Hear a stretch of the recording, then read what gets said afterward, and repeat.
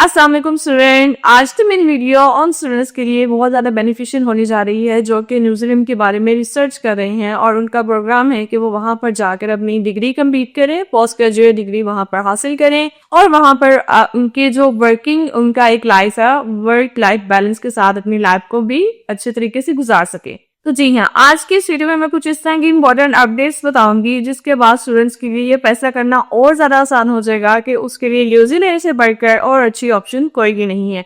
और स्पेशली उन स्टूडेंट्स के लिए जो कि मास्टर्स के बाद वहां पर अपना PSW की जो सारी उनकी एक फैसिलिटीज हैं उससे भरपूर फायदा उठाएंगे। तो सबसे पहले बात कर लेते हैं वर्किंग आवर्स के रिगार्डिंग। तो अगर हम वर्किंग आवर्स देखें कि न्यूजीलैंड में प्रीवियसली मास्टर्स के बाद जो PSW अलाउ होता था और उसके एक्सेप्शन जो स्टूडेंट को वर्क अलाउ था विद स्टडीज वो 20 आवर्स का था, ठीक है। लेकिन अब वो उसकी गवर्नमेंट पॉलिसीज ने ये अपडेट दी है कि वो एक्सटेंड कर दिया गया है अप टू 25 आवर्स। मतलब अगर स्टूडेंट एक 20 आवर्स वर्क करके तो अपनी एक हैंडसम अमाउंट लाइक मिनिमम से मिनिमम वेज की देखा जाए तो वो एक 1 लाख तक अर्न कर रहा था और अब वो जब 25 आवर्स वर्क करेगा तो उसकी जो वेज है वो 1 लाख से 1,25,000 तक जा सकती है। और एक ये मैंने निहायत ही मिनिमम वेज के साथ आपको एक एग्जांपल दी है कि उन्होंने ये चीज अपने स्टूडेंट को मोर फैसिलिटेशन दी है कि वो अब 20 आवर्स की बजाय अब वो 25 आवर्स तक अर्निंग कर सकते हैं, अपना काम कर सकते हैं। इसके बारे में बात कर ली जाए, बहुत सारे स्टूडेंट यहाँ पर कंफ्यूज होते हैं कि क्या प्रेडिक्टेबिलिटी होगी, अनसर्टेन कंडीशंस तो नहीं है कि ऑल ऑफ सडन आपकी इमिग्रेशन जो है वो आपकी कोई भी कंडीशन लगा के आपकी स्ट्रिक्टनेस कर दे या वीजा पॉलिसी में अनसर्टेनिटी के बिहाफ पे कोई भी आपकी आगे चेंजिंग आ जाए जो कि एक सर्टेन कंडीशन को मॉडिफाई ना कर सके। तो ऐसा बिल्कुल भी नहीं है। न्यूजीलैंड में प्रेडिक्टेबिलिटी एक बहुत ही अच्छी तरीके से मेंटेन की गई है। लाइक अगर हम लोग अपना 2024 में देखें तो उनकी एक पूरी ऑफिशियल वेबसाइट पे ये चीज मेंशन है कि 3.2 बिलियन तक उन्होंने स्टूडेंट जो इंटरनेशनल स्टूडेंट्स हैं उनको एडमिशंस दिए हैं। उनके आगे उन्होंने अपना सारा प्रोग्राम्स वगैरह, उनकी job settlement, each and everything उन्होंने मेंटेन रखी। और उनका ये भी डिक्लेयर है कि by the end of 2034 it will increase up from 3.2 billion to 7.2 billion. तो इसका मतलब ये है कि इट्स अ पॉजिटिव साइन कि कंटिन्यू पुश है इंटरनेशनल स्टूडेंट्स को मजीद से मजीद उनको अपॉर्चुनिटीज देने में, उनको वहां पर फैसिलिटेट करने में। और स्पेशली वो स्टूडेंट जो कि स्टडी वीजा पर जाने जाते हैं तो उनके लिए तो ये एक बहुत बड़ा प्लस पॉइंट है। जैसे कि हर स्टूडेंट की कोशिश होती है कि वो रिसर्च करे और एक अपनी बेस्ट ऑप्शन देखे जहां पर अनसर्टेनिटी बहुत ही कम हो और जिसकी उस वीजा चांसेस और वीजा हिस्ट्री भी बहुत ज्यादा प्लस पॉइंट स्टूडेंट को दिखा रही हो। इसके बाद अगर बात कर ली जाए कि माइलस्टोन, तो न्यूजीलैंड एक बहुत बड़ा माइलस्टोन देने जा रहा है। बाय द एंड ऑफ 2024 ये रिजल्ट देखने में आया था कि 83.7 के ऑफ स्टूडेंट जो थे वो इंटरनेशनल वहां पर गए थे, उन्होंने अपनी डिग्री सिक्योर की, वहां पर एडमिशन सिक्योर किया।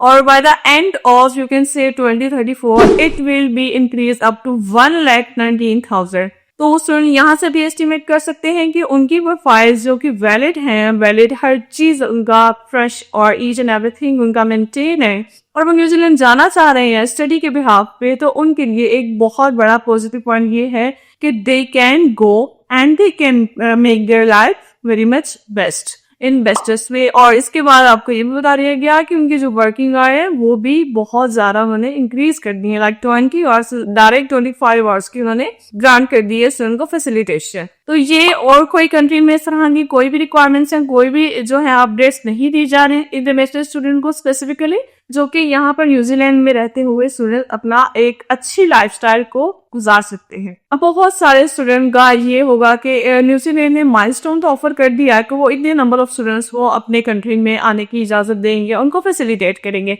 लेकिन अब स्टूडेंट के दिमाग में एक क्वेश्चन आएगा कि जॉब्स का क्या, सेटलमेंट का क्या।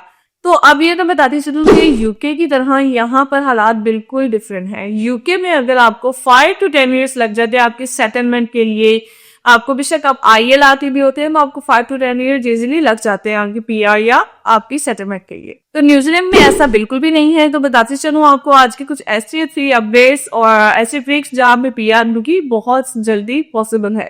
PR के लिए न्यूजीलैंड में बहुत सारे स्टूडेंट्स की ये ड्रीम होता है कि हमें PR मिल जाए एज सुन एज पॉसिबल, हम लोग अपनी डिग्रीज कंप्लीट करें, हम वहां पर अपना एक वर्क करें और उसके बाद हमें PR भी आसानी से मिल जाए। और जब स्टूडेंट का मास्टर्स प्रोग्राम कंप्लीट हो जाता है और उसके बाद वो 1 ईयर की जॉब एक्सपीरियंस के साथ आगे अप्लाई करता है तो वो वहां पर डायरेक्ट स्किल माइग्रेंट कैटेगरी में अपनी पीआर भी अप्लाई कर सकता है। जी हाँ, स्किल माइग्रेंट कैटेगरी में स्टूडेंट को अपना 1 ईयर कंप्लीट एक्सपीरियंस शो करना होता है।